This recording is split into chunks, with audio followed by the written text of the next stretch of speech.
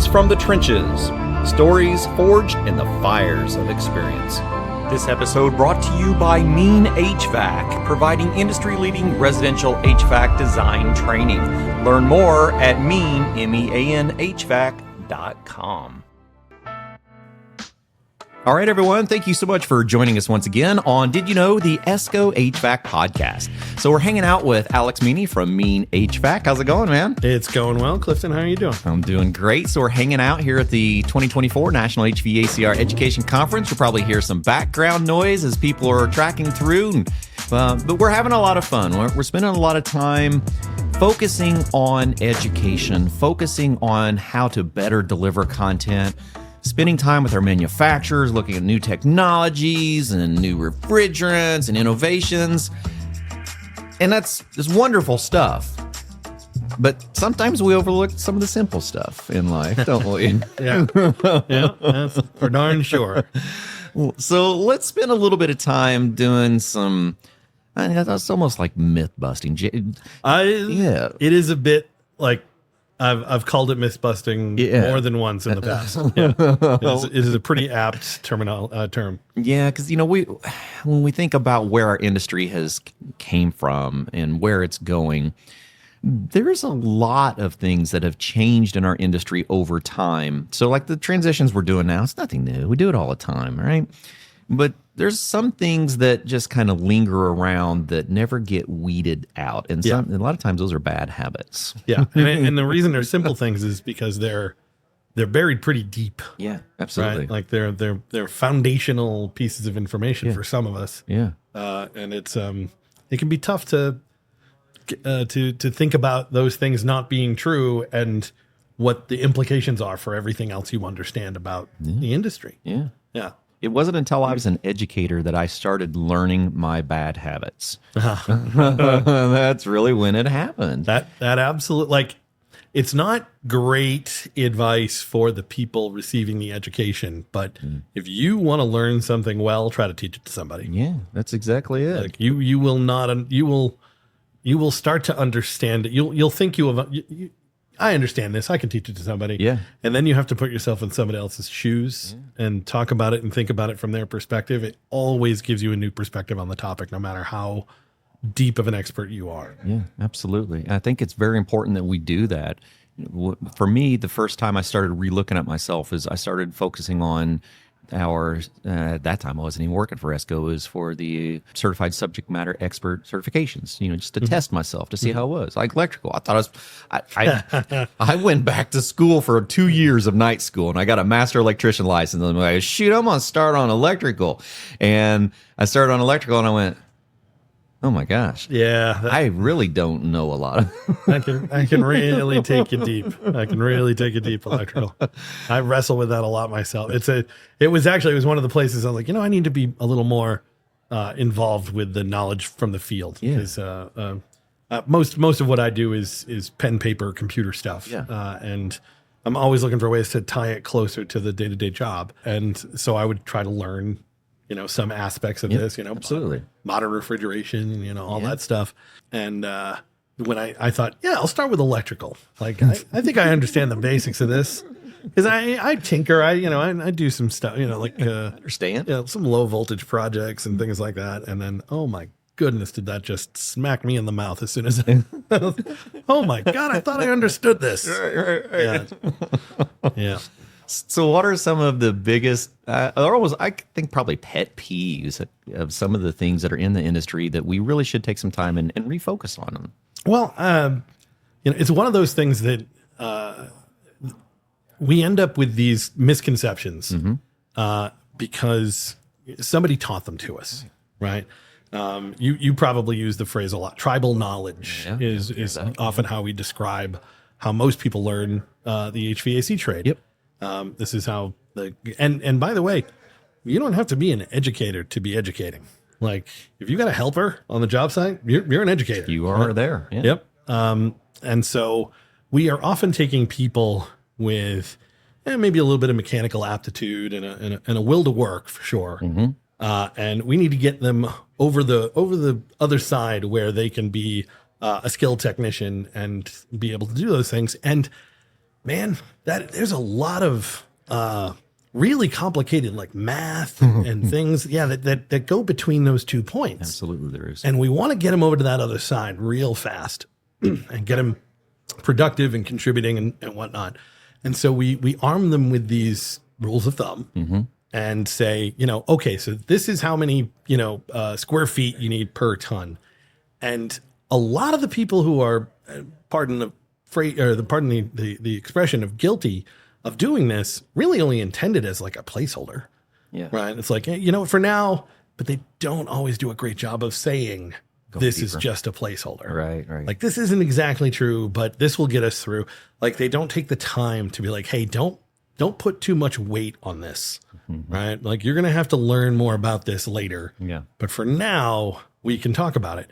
Like if I could have like one thing I could say to the rank and file of people who are showing people around the job is be aware of that. Like, it's not necessarily true, and it's a pain in the butt to always preface what you say with that kind of thing, but it's really important because we will then have people walk away from that thinking that what they learned was that's how it works, right? And then they build another piece of knowledge on that, and another piece of knowledge on that, another piece of knowledge on that.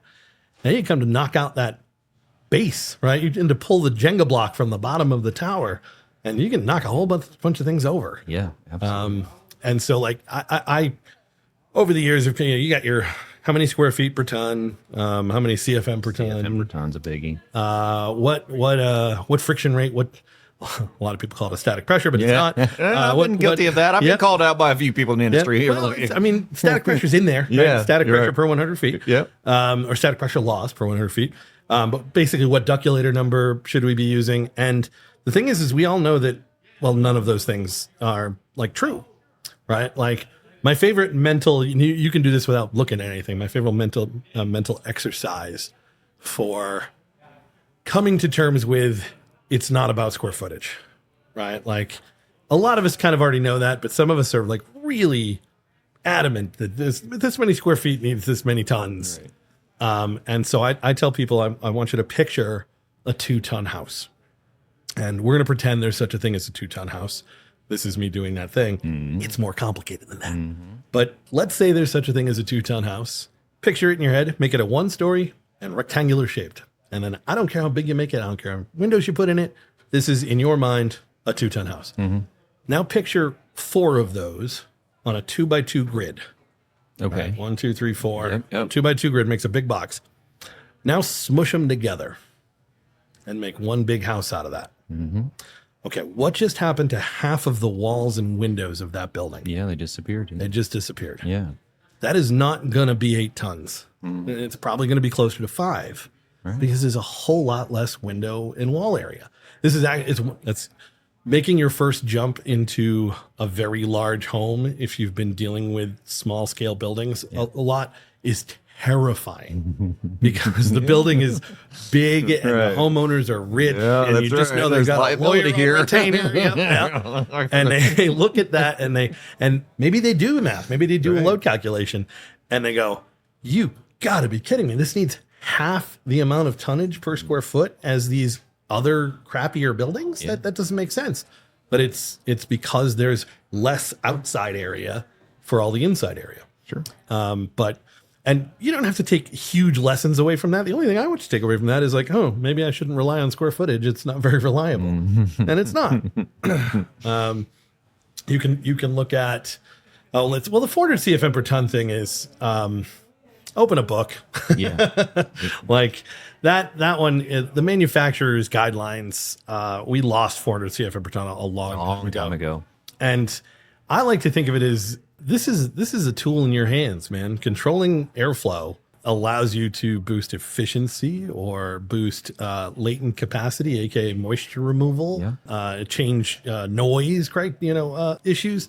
So like this is something, it's not always needing to be this thing handed down from on high. Different airflows cause different results. And if you look up what the performance is, you can get those results. Like we simultaneously will believe I'm in control of this, but also that every 2-ton system is 800 CFM. Yeah. Right. I'm guilty of that myself. I can remember being taught in the industry that if it was AC in the Midwest, it was 400 CFM. If it was heat pump, it was 450.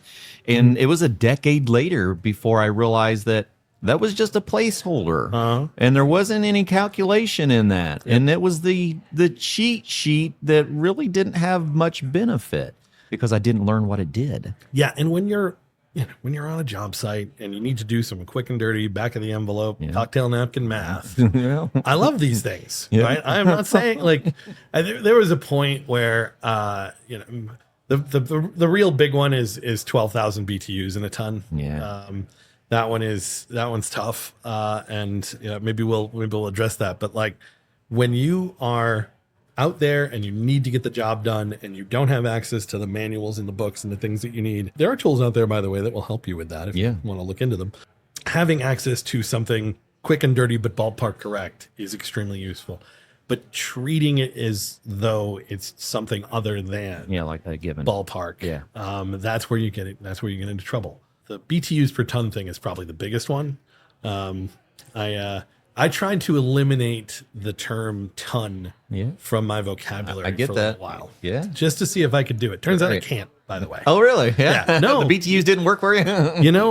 If you want to have a conversation with somebody in the HVAC industry, it's just not possible. They don't speak it. It's not possible. Well, I didn't speak it. Yeah. Right? Like, it wasn't them. It was me. Like, I wanted to say this 3-ton unit here. Saying, what was I going to say? A 36,000 BTU unit? No, that's the whole point. It's not, right? So what am I going to call it, right? The unit that has a 36 in it? Like the term tons as a ballpark tool, very useful. The term tons as something that implies any amount of precision. Any kind of calculation. Yeah. Yeah. That's where we start to run into trouble.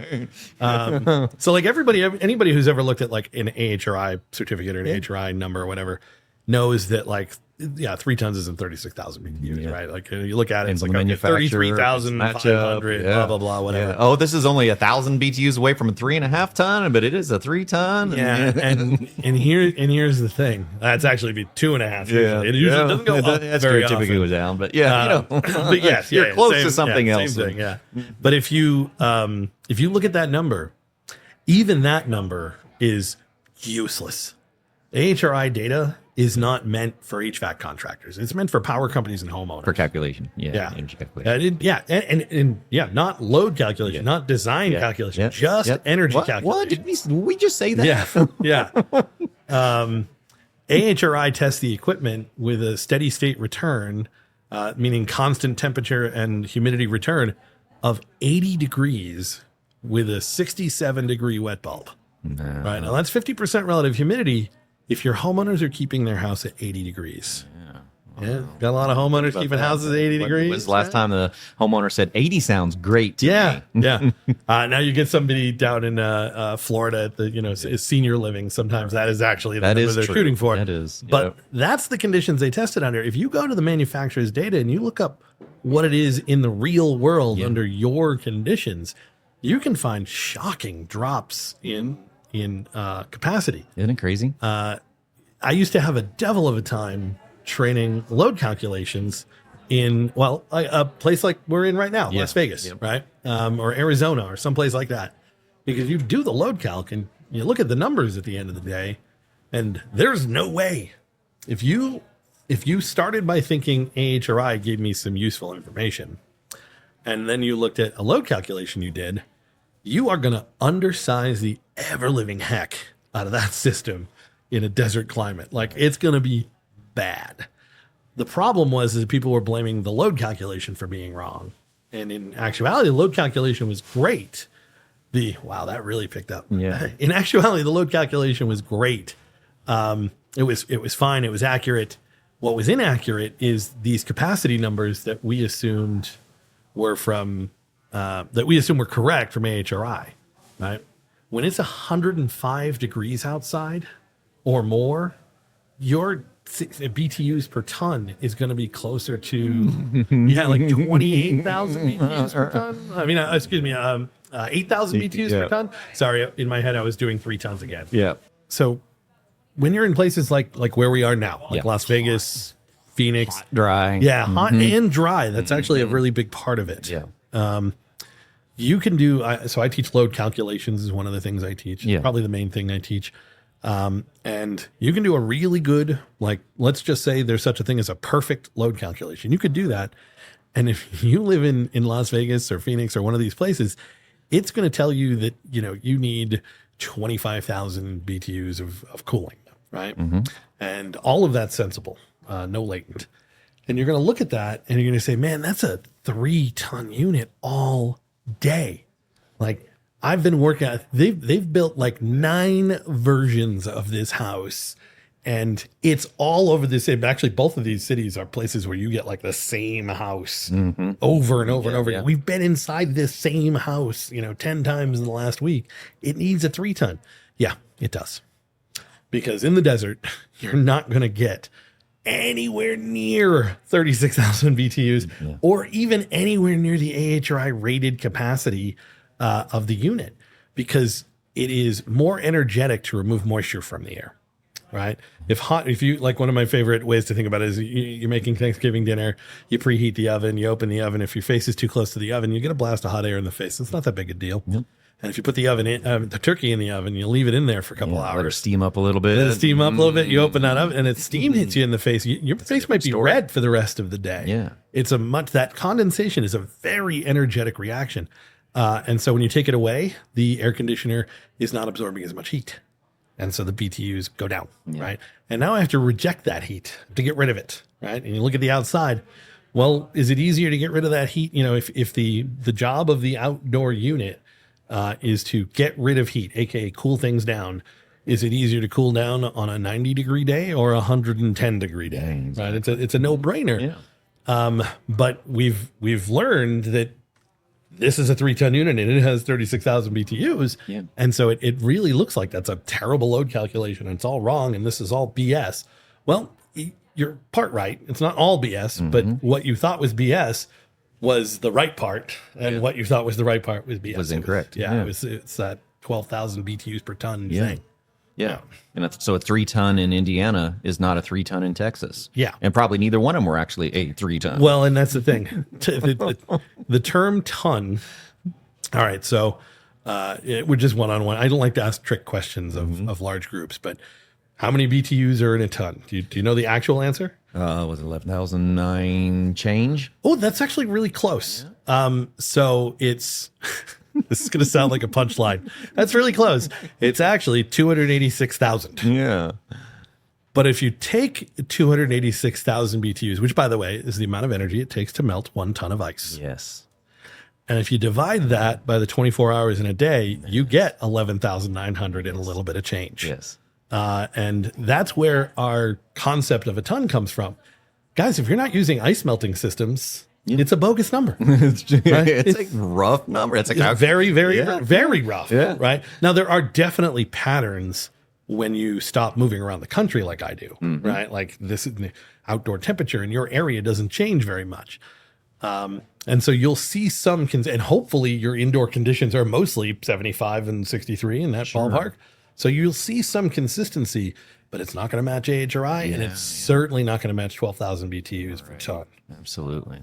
Especially you start crossing them state lines in a new territory, being in states that have, different, we were just talking here. I didn't realize that we had snow just outside of Vegas. Oh, yeah. And absolutely. So, elevation plays a big factor into that. And so now we're re-looking at the capacity of those systems. And I think it's for too long, we've used some of those standardized numbers and never explained why we're even using them. And again, I have no problem with their existence or their use. Like I don't, it's possible that when I was younger and dumber, I would, say, use some that's not correct. That's not correct. No, more like that's not correct. And like be scolding and shaming. Like you shouldn't say that. It's not 12,000 BTUs per ton. Yeah. And then I started to realize, wait a minute, we're taking a kid who, knows nothing to start with, and we're going to throw them out, and we're going to have to start having them diagnose systems within a couple of years. Yeah. We're going to have to use some temporary concepts to get them to that point. I think the problem is we don't tell them it's temporary often enough. No. Right? Some people do, but we very often And that's the problem is it keeps getting passed down that way. Right. Like I was having a conversation with somebody earlier. It was a local distributor in his area. They charged money for the class, and they told him 1-inch filters are less restrictive than 4-inch filters.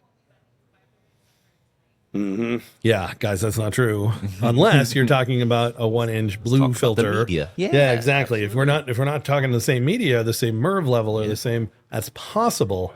But actually, for the same MERV level in media, the 4-inch filter is actually going to be the less restrictive one. Yeah. But like the people in that room paid money for a quote unquote expert to teach them how this works, and they just told them something that's straight up false. Yeah.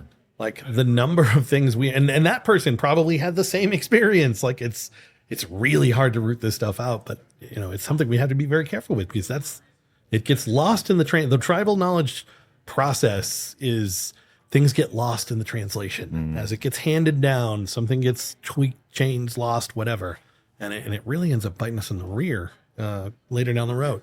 I think technology and social media has actually given us the opportunity to challenge some of that, because there's so many things that we get used to, and somebody else like yourself says something and we go, I was never taught it that way. Was I taught wrong? Well, maybe not taught wrong, just not taught the entire scenario. You were taught incompletely. You were taught good enough to get it to here. Yeah. But in order to level up to the next level, you got to go back and more deeply understand some of those fundamentals. I had an interesting conversation a little bit ago with one of our Spanish-speaking friends, educator that has a school for teaching Spanish. And I was asking him about what content. Was there content that we needed to convert to Spanish that would make his job easier? He said, no, I will not teach in Spanish. I will only teach in English. I said, well, that's interesting. So why is that? He says, because if I teach them in Spanish, I'm not teaching them the full scenario. Because they're going to go out there and they're going to have a book that's in English. Exactly. Yeah. They said, and you're going to be working with English customers. And so what I teach you in Spanish, you're actually going to have to relearn when you get out into the industry. So if I have opportunity to explain to you now, it'll make more sense later. And I thought, that's really interesting. It helped it changed my perspective a little bit, but it kind of goes back into this. Why teach something that is not 100% correct unless we absolutely say, this is something to give you a reference for us to dive deeper later? You know what? I had a conversation with a trainer for a large HVAC contracting company, and I will leave the products and their brands out of it. Right. But there were 2 product lines, and there are a lot of differences between them, but one of them is significantly easier to use, and the other is a little more technically accurate and has more bells and whistles. Yeah. And I was saying, it's great. This other product A is super simple and easy to train and easy to onboard. And he said, yeah, no, that's why we quit using them. And I was like, what? Okay. Yeah, exactly. Right. It's like, yeah, we're using the product B. We switched over to product A, and we could teach people how to do this. Like, we'd take them in an afternoon and we'd send them out, the next day, and they were doing it. And he said, and it made all of our techs dumb. Because they didn't have to understand a damn thing. Anything. Yeah. They just had to do the fire it up, make the numbers here, and Yep. go. And so when it came time for that next step of like, okay, so I have the numbers and I did the tests properly. Now what? And what do they mean? Yeah. How do I apply this? How do I recommend solutions? It took people way away from that. And it turned out that it was a whole lot more difficult to get them, because that next level was making recommendations, making action plans, scopes of work, things like that. Yeah. Well, if your baseline knowledge isn't deep enough, it's really hard to get to those things. Absolutely. And so you can learn some of these basic things, and it will get you working, and it will get you in the field, and you can do certain things. But when it comes to that next level of like, everybody's scratching their head on this one. How do I diagnose this? It's the people who have that deeper understanding of the fundamentals who are usually able to get it across that line. Yeah, absolutely agree. Fantastic. All right, so what else is going on in the world of Alex? Oh, yeah. This is where I have to promote myself. Something I don't like to do a whole lot. Right. Well, so it's not super new. Well, some of you may know who I am. I was the head trainer for RightSoft for like 15 years, something like that. I left the company, and no ill will towards the folks at RightSoft. Had a bad manager who they fired after I left, and my leaving had something to do with it. And everybody knows this in the small business industry, right? Yep. Nobody quits jobs; they quit managers. Yeah. So I left, and I left so I could get back to teaching HVAC contractors. Oh, nice. The management at MyTech stole me and wanted to grind me up and feed me to production home builders. So I left and I started my own company, and not having a whole bunch of people telling me how I should do my job who've never done it before was That's kind of a nice place to be, isn't it? yeah, it was liberating, let me tell you. And so I got to put together all these things that I thought we should have been doing all along. Yep. And I created an online training platform for people to use to learn how to use RightSoft to do load calculations, duct design, equipment selection, Sweet. manual J, S&D. And I built a little studio in my house. There's a green screen. I'm doing, if you've got kids out there, I'm doing video game streaming for RightSoft on this platform. It turns out the studies show, only a handful of studies, and you're careful with this, but studies show that putting a face on the screen for a person to be able to see talking doesn't improve retention at all. And so a lot of people have dismissed it as a thing to do.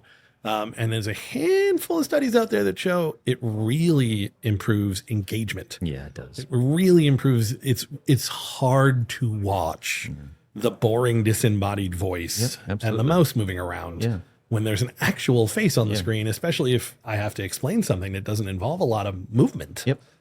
It's a lot easier on the brain, if you will, to sit there and watch it. And so I've built this whole tutorial platform that's got over what would normally be 2 days of content that I do in live classes. It's got that plus all the stuff I wish I had time for in 2 days that you can go to online. And I'm incredibly proud of it.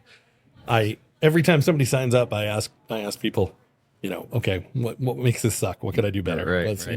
Give me some complaints, right? Like I love the compliments, but I can do something about the complaints. There you go. Now you're the only major complaint I've been able to squeeze out so far is you go too slow, right? It's not a common one. It's only 2 people have said it. Right. And literally, there's a little note under all the videos with an arrow that says, "This is the fast forward button," because it's done at a pace. After 15 years of doing this live, it's done at a pace that would be like I would teach it in the live class. So it's done at a pace for somebody to be able to follow along. Absolutely. And instead of like, because that's the thing that the management used to tell me. It's like, no, the video has to be as short as possible. Get all the content in there, pack it into 5 minutes. Can't be longer than 5 minutes. Like, oh yeah. Let me just explain load calculations in 5-minute bits. Yeah. That'll go well. Yeah. Right. So, so I put this together, and it's a subscription service. It's a thing you can do. I still teach occasional live classes, but it's more focused on this and some other little projects that I'm not allowed to talk about yet. Okay. But sorry, I'm sure we're about in the next year. That's what's, we'll be back next year. So that's what's new with me. Awesome. All right. Where can they find you then? Meanhvac.com. Awesome. Not too hard. Mean like you mean person, HVAC.com. All right. Thank you so much for joining us today. All right, man. Thank you.